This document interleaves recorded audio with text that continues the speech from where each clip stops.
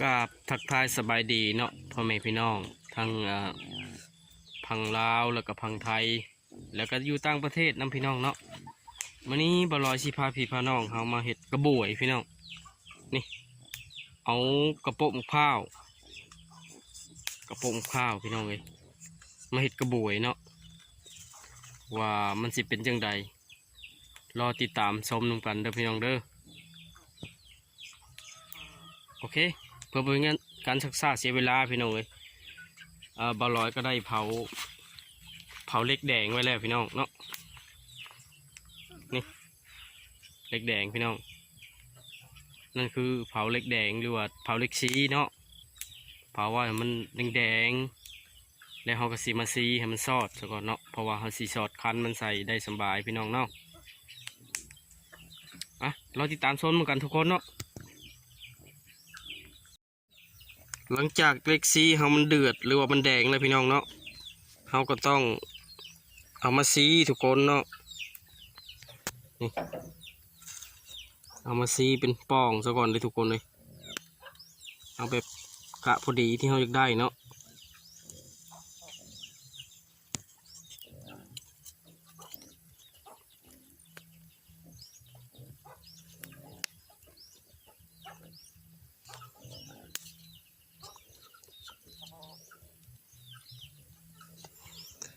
ซีเลยจะมันซอดทุกคนเนาะ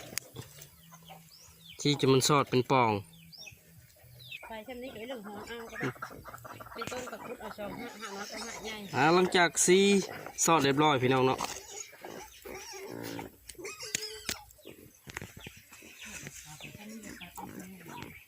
ซอดเรียบร้อยทุกคนนี่เป็นป่องตรงเดียวเลยนี่เนาะ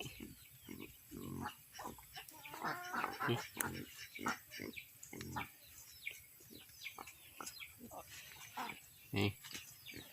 หลังจากมันซอดเป็นป่องแล้วก็เลยหาไม้มาเห็ด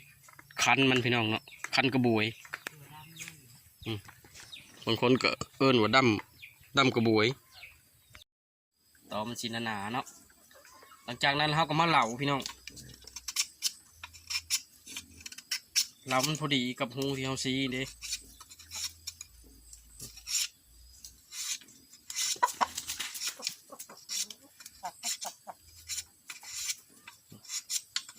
เหลามันพอดีพี่น้อง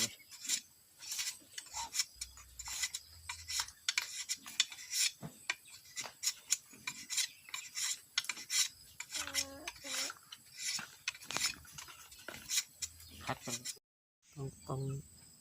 หลังจากเราคันได้พอดีนี่แล้วเราก็มาซบลงเบิ่งเนาะพี่น้องว่ามันพอดีบอหรือบอกับมันพอดีแล้วก็เอาเลยพี่น้องเอามันพอดีแล้วก็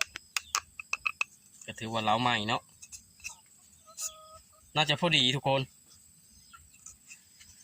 แต่งก็ได้ทุกคนเด้อเขาจะให้มันแน่นพี่น้องเขาก็ต้องผ่านี่จังน้อยเนาะนี่ผ่าเข้าไปนี่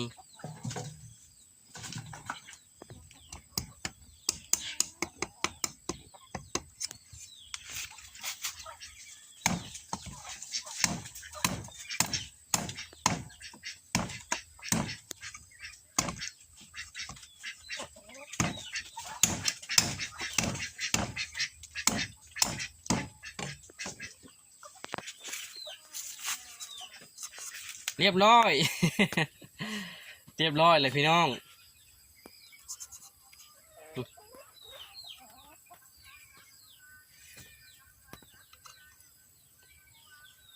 โอเคออกมาประมาณนี้ทุกคนเนาะเรียบร้อย